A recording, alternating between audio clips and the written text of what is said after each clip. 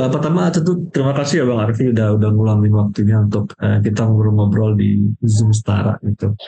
Bentar aku ganti nama dulu deh, kok namanya Setara sih. Oke, ganti nama dulu. Jadi ini memang salah satu bagian dari program Setara Bang, untuk bincang-bincang dengan dengan teman-teman, kita menamakannya aktivis gitu ya, yang muda, untuk melihat bagaimana kondisi negara dalam konteks politik identitas, dan kita akan menyambungkannya dengan dinamika menjelang 2024 gitu ya. Dan dalam berbagai laporan soal KBB, keberagaman berkeyakinan, tentu kota Bandung terutama ya, itu kan menjadi salah satu lokus ya berbagai pelanggaran KBB yang terjadi itu. Bahkan baru-baru ini yang soal apa ya, salah satu ormas yang anti terhadap kelompok minoritas itu kan juga mulai masif lagi itu. Nah, barangkali itu bisa jadi bahasa menarik kita pada kesempatan kali ini, Bang. Nah, mungkin aku ingin nanya secara umum dulu, Bang. Kalau menurut Bang Rizdo, apakah apa dinamika politik menuju 2024 terutama ya di Kota Bandung itu udah mulai terasa, Bang?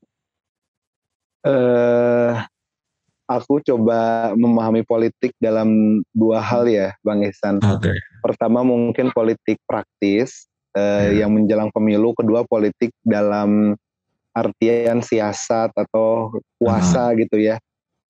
Tentu secara praktis cuman bendera-bendera partai ya yang kelihatan kalau di sekitaran Jalan Bandung, di Surapati gitu, di pojok-pojok di Bandung, bendera-bendera itu dan poster-poster udah mulai ada. Tapi bicara soal politik identitas ini ada ya riak-riaknya itu ada kelihatan. Di samping mungkin dari PR kita ada politik uang dan politik dinasti ya. Iya, Politik identitas juga menjadi PR apalagi untuk kerja-kerja di keberagaman. Sebenarnya sebelum wali kota yang memantik publik karena kedatangannya pada peresmian gedung Anas ya, waktu itu kita sudah catat sih Bang Isan di Jakarta Room berbulan-bulan sebelum kejadian itu ya. Jadi di kota Bandung khususnya ada gerakan apa ya sebutnya kami, semangat keagamaan tertentu yang kita diberi ini sama kita diberi perhatian gitu ya. Ada demonstrasi, ada kajian, ada apa. Secara praktis sih nggak mengarah pada politis ya, Bang Ihsan. Tapi mungkin masanya itu bisa digunakan untuk kepentingan politik identitas itu. Kita sih melihat Jakarta Room bahwa identitas keislaman dalam hal ini ya, karena di Bandung Jawa Barat yang cukup kuat, nggak lagi sekedar bicara teologis identitas, tapi justru yang jadi samar ketika kelompok-kelompok katakanlah ultra konservatif atau kelompok yang selama ini dianggap sebagai kelompok intoleran gitu ya,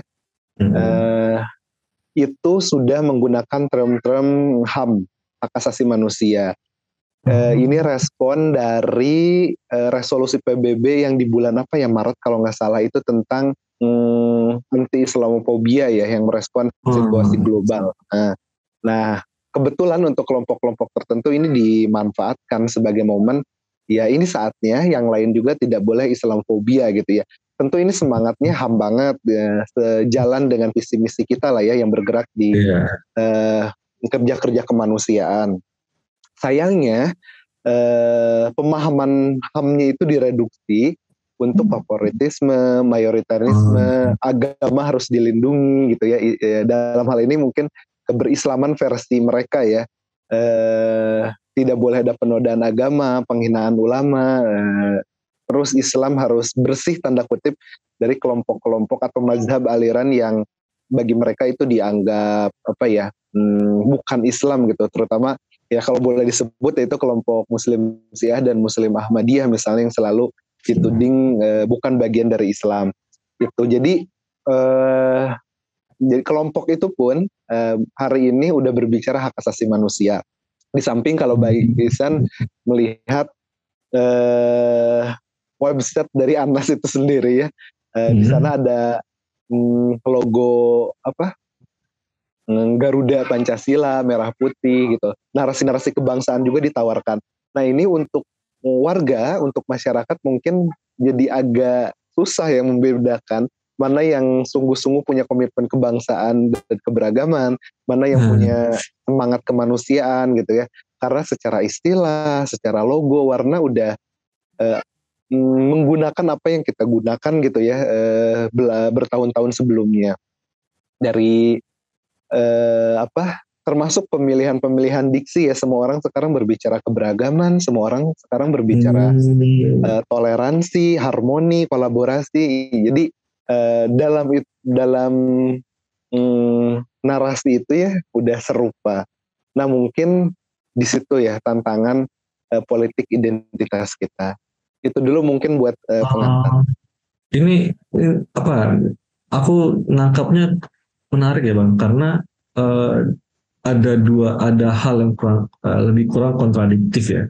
Di satu sisi mereka berbicara soal human rights, soal keberagaman, toleransi, tapi dalam ragam aktivitas mereka masih melakukan tindakan-tindakan terhadap kelompok tertentu yang itu mengarah kepada intoleransi itu.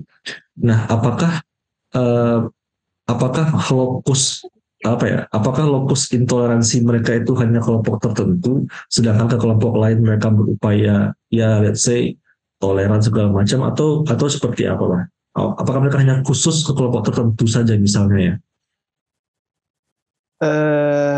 Justru yang menarik, kita juga membaca laporan Setara yang terakhir ya, kalau nggak salah meng-highlight beberapa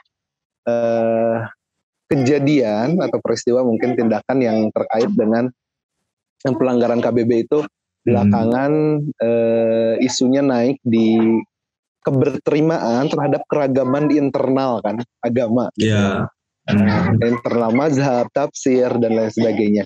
Nah dalam kasus Bandung katakanlah gitu, ya itu memang terjadi betul gitu, bahwa karena kita ada satu programnya kegiatan Bang Ihsan, kita mengunjungi ya kelompok-kelompok tersebut. Jadi rekan-rekan muda di Jakataru menginisiatif bersurat dan mengajak dialog rekan-rekan yang selama ini tidak terlibat dalam gerakan keberagaman ya, dan dianggap menjadi aktor lah ya untuk menggaungkan itu. Kita berjumpa langsung ke 4 kelompok. Ini boleh disebut ya sebenarnya?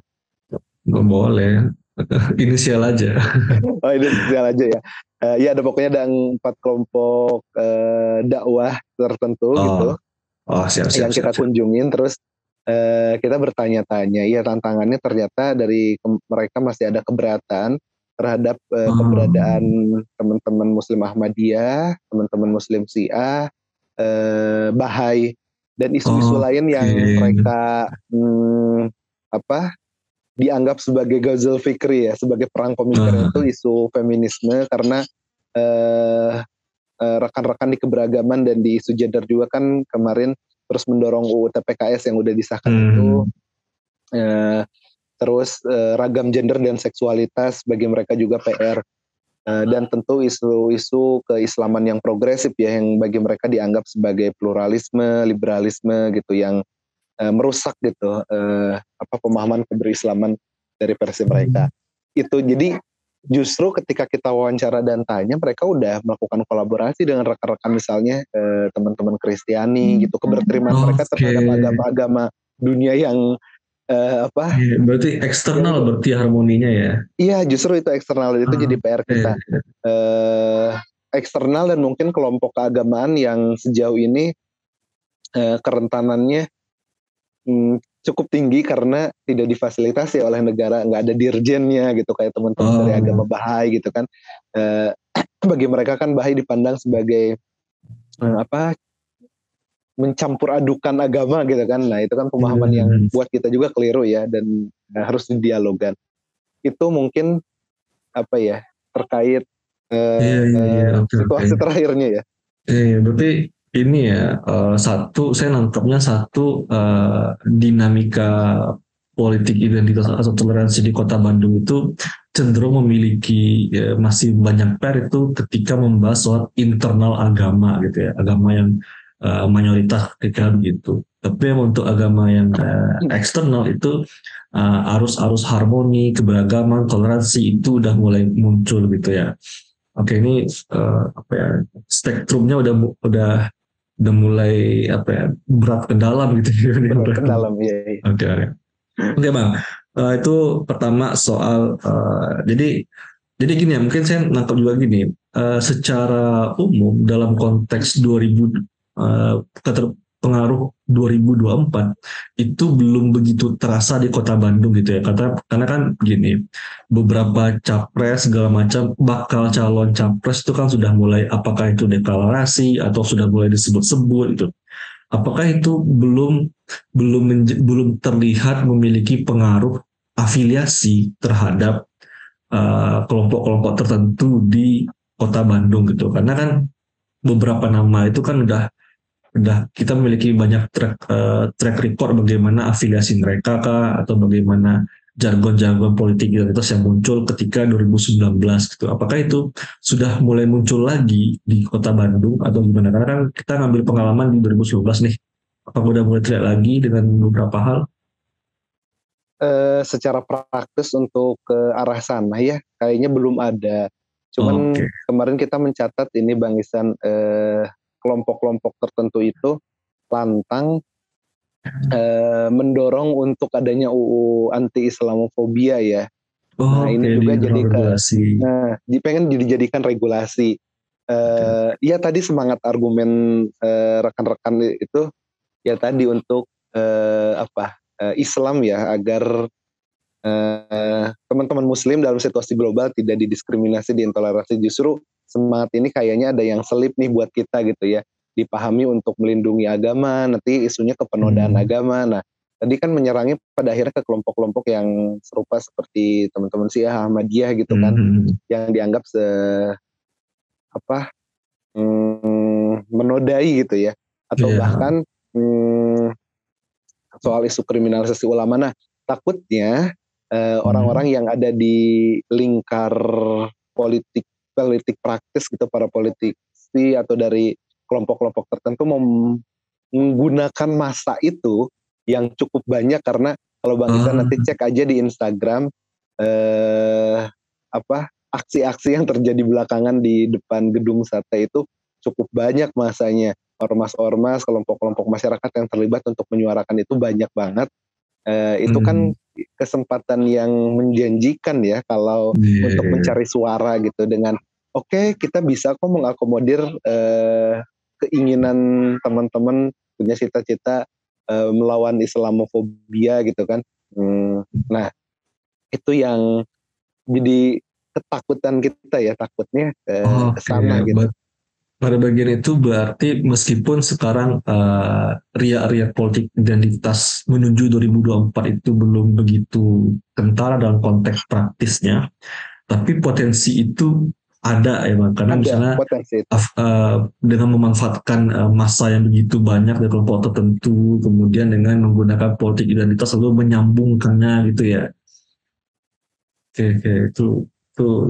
Nah, dalam kondisi itu apa Bang, kira-kira yang akan atau yang tergambar teman-teman Jakarta Arab untuk berupaya mengurainya gitu. Karena kan ini tinggal membangun jembatan kan sebenarnya antara 2024 dengan simpul gerakan keagamaan tertentu itu kan tinggal bangun jembatan aja tuh sebenarnya. Nah, untuk mengurai itu gimana teman-teman, terutama Jakarta Arab atau teman-teman lainnya Bang? Ada dua hal yang kita lakukan. Pertama, kita menjumpai kelompok-kelompok itu secara langsung. Karena kita juga tidak boleh gitu punya prasangka, harus klarifikasi, harus dialogis. Hal-hal apa yang sangat mungkin untuk kita kolaborasikan. Jadi terus kita lakukan perjumpaan itu meskipun dari kita mengundang kelompok-kelompok itu tidak menghadiri kita, sampai akhirnya kita harus datang ke markas-markas mereka gitu ya. Oh, berarti bertamu diundang gitu mereka curhat. ini ya, harus kita yang datang duluan berarti Iya, ya kita yang untuk datang. memecah kebuntuan itu ya. Oke. Iya, memecah kebuntuan itu. Kita berbicara sebenarnya apa sih yang diinginkan oleh teman-teman gitu terkait Bandung ini. Ya tadi banyak argumen ya. Satu itu, kedua juga kita mengingatkan Kesbang dan FKUB ya. Kita mengundang FKUB juga di Bandung Raya sih sebenarnya. Jadi di kota Bandung, di Kabupaten Bandung Barat sama kota Cimahi. Karena meskipun tentang kota Bandung, tentang ini, tapi kita melihat Bandung dengan tetangga-tetangganya gitu ya. 3 wilayah lain juga yang mendukung keberadaan Bandung ini. Itu penting. Terus yang kita lakukan untuk memecah masalah-masalah tadi, selain mendorong kolaborasi, mengunjungi penyelenggara negara di daerah, itu penting. Kita melakukan beberapa campaign juga ya, kesadaran terhadap kelompok-kelompok yang selama ini tidak terlibat dalam gerakan keberagaman gitu ya, tentang politik identitas, tentang isu keislaman. Di samping lain kita juga mensupport kelompok-kelompok yang punya kekuatan untuk membangun teologi yang inklusif, karena itu penting ya, meskipun secara tidak langsung ke politik, tapi di akar rumput kan argumen-argumennya tetap mereka bertanya secara teologis, apa dalilnya, apa ajarannya. Iya betul. Itu betul Kita mendorong para teolog Muslim yang progresif untuk membantu menarasikan itu, misalnya teman-teman di Fatayat NU, karena punya masa yang cukup besar gitu untuk membangun itu. Jadi kerja-kerja yang dilakukan Jakarta memang tidak praktis langsung ya, cuman kita membangun kerja-kerja dialog yang ya hasilnya mungkin masih bisa ditunggu lah ya untuk 2024 gitu. Masih panjang jalan. Iya. Tadi aku tertinggal Bang, aku lupa nanya. Kira-kira narasi politik identitas itu merupakan narasi yang katakanlah itu narasi yang berada di spektrum nasional, kemudian dibawa ke Kota Bandung misalnya, atau memang narasi yang muncul atau lahir dari Bandung itu sendiri, Bang? Setarnya, gaungnya di Bandung ya. Jadi kelompok yang mendeklarasikan gerakan Islam, anti Islamfobia dan sebagainya itu, ceritanya mengundang gitu ya, memantik rekan-rekan di berbagai daerah untuk sama menyuarakan isu Islamofobia ya. Tapi ketika kita runut, lembaga-lembaga apa yang ada yang mensupport itu spektrumnya udah ada lembaga di nasional sih gitu ya, klaim-klaimnya selalu nasional gitu. Jadi udah ada di nasional ya, nggak berdiri sendiri di Bandung, cuman di Bandung entah gimana ceritanya itu jadi perdana ya, memancing kota-kota lain untuk melakukan hal serupa. Yang di narasi yang kuat itu yang kita baca ya adalah narasi bahwa Islam itu di Indonesia didiskriminasi gitu ya. Narasinya jadi kebalik, Islam itu terzolimi. Itu narasi itu masih ada dan menguat ya. Dengan tadi dibuatlah narasi ketakutan terhadap kelompok Islam, maksudnya kelompok Islam mereka ya. Padahal kelompok Islam yang arus utama kita lihat nggak ada masalah dengan itu gitu ya. Itu sih yang digoreng gitu ya bahasanya, yang dijual kepada masyarakat. Kita tuh Islam tapi jadi sulit berislam gitu. Dibilang sebagai intoleran, tidak rahmatan lil alamin. Jadi yang digaungkan itu ke sana.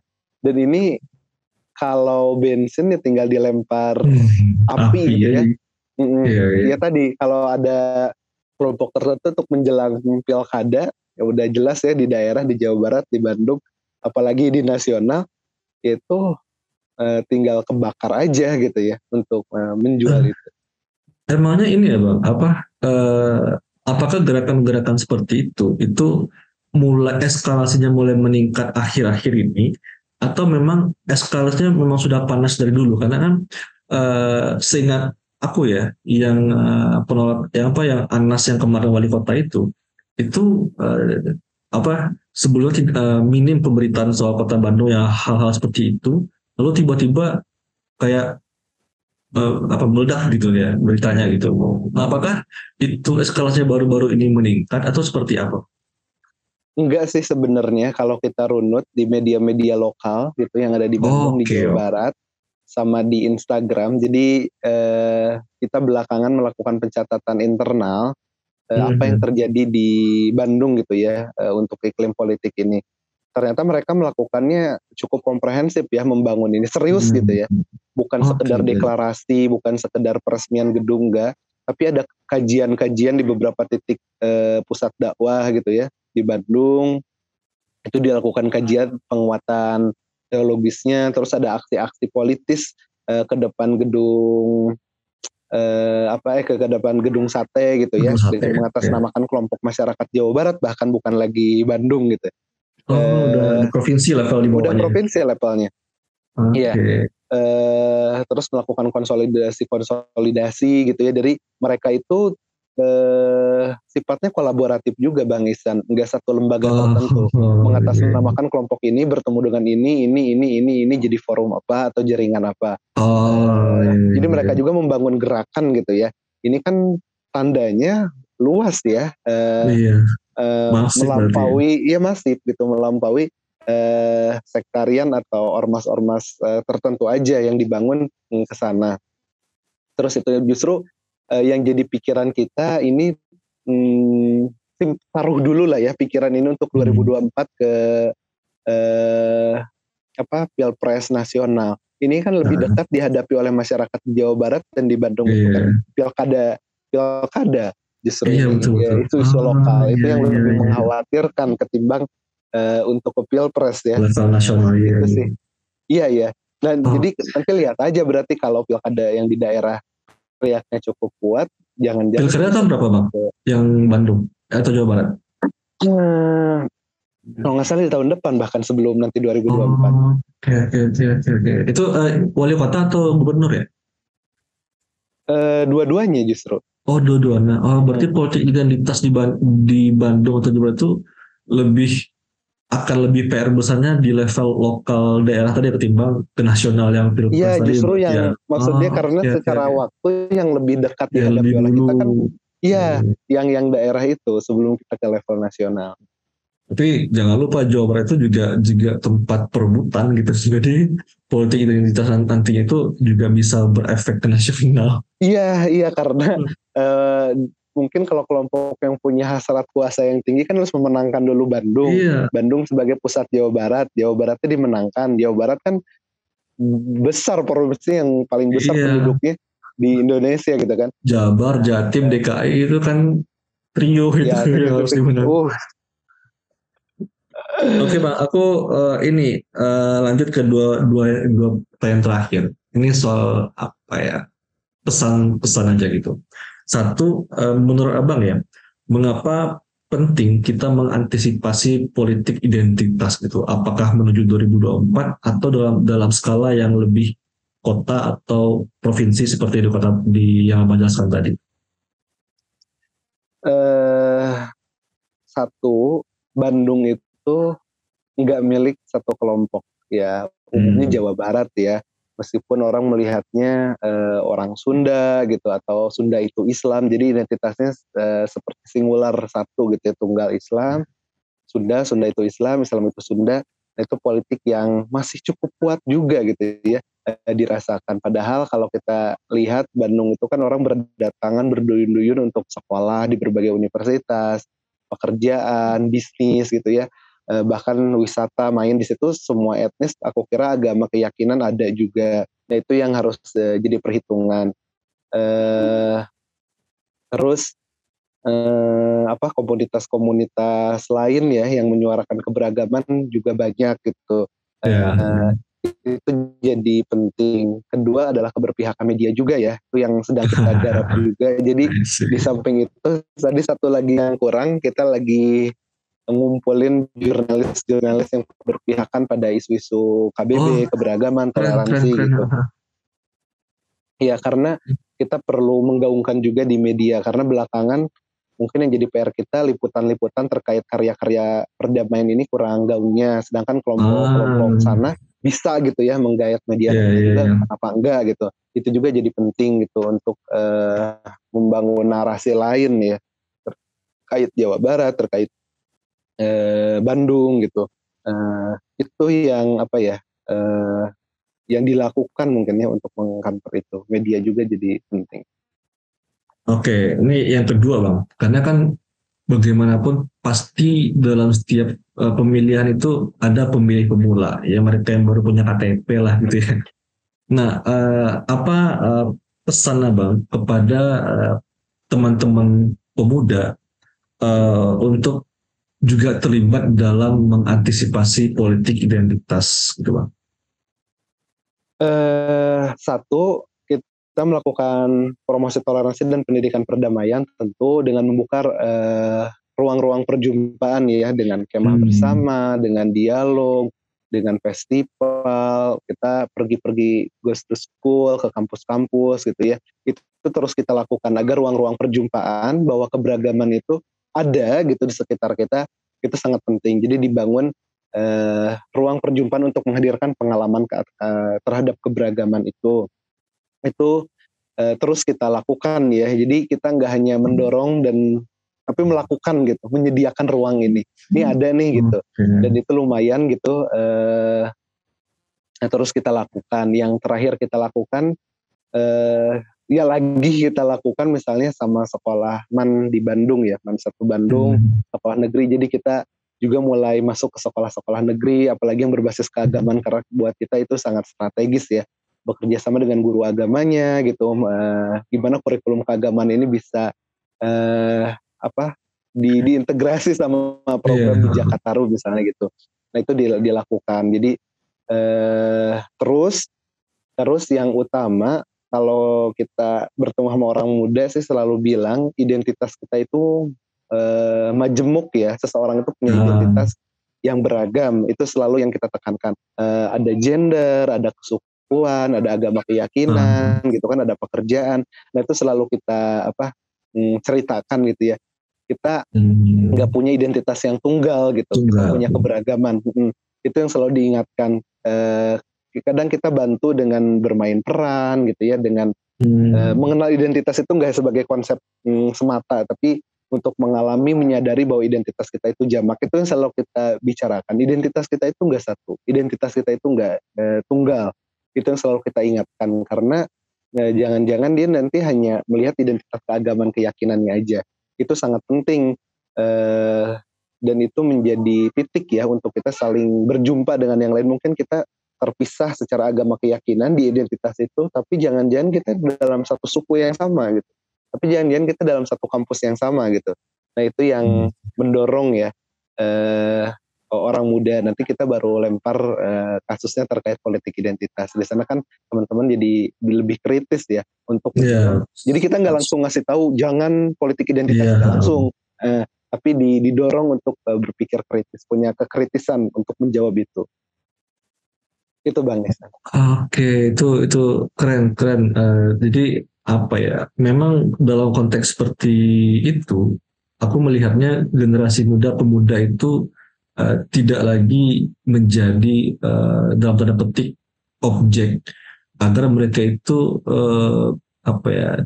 Jangan begini, jangan begitu, tapi dilibatkan langsung agar mereka memahami sendiri terlebih dahulu mengenai kenapa harus menolak politik identitas, kenapa itu berbahaya. Jadi itu datang dari internal mereka dulu, nggak langsung dari eksternal. Oke, Bang Arfi, aku pikir itu cukup dulu untuk diskusi ngobrol kita pada pagi hari ini. Banyak tadi hal-hal menarik yang aku ingat banget dan catat juga mengenai bagaimana dinamika politik identitas di kota Bandung, apakah itu dalam spektrum nasional maupun pengaruhnya ke daerah ataupun sebaliknya, serta peran-peran dari teman-teman masyarakat sipil terutama Jakarta dalam yang meminimalisir lah paling tidak politik identitas gitu. Dan untuk informasi juga, kita nanti Setara juga akan ini Bang, ada diseminasi penelitian yang Ahmadiyah di kota Bandung. Nanti aku akan kota-kota Bang Arfi lagi nih. Boleh. Kita ketemu lagi di kota Bandung nanti itu. Dengan senang hati berkabar ya. Kita siap. Kalau ke Bandung. Siap. Oke Bang Arfi, makasih banyak ya Bang. Terima kasih untuk waktunya Bang Arfi.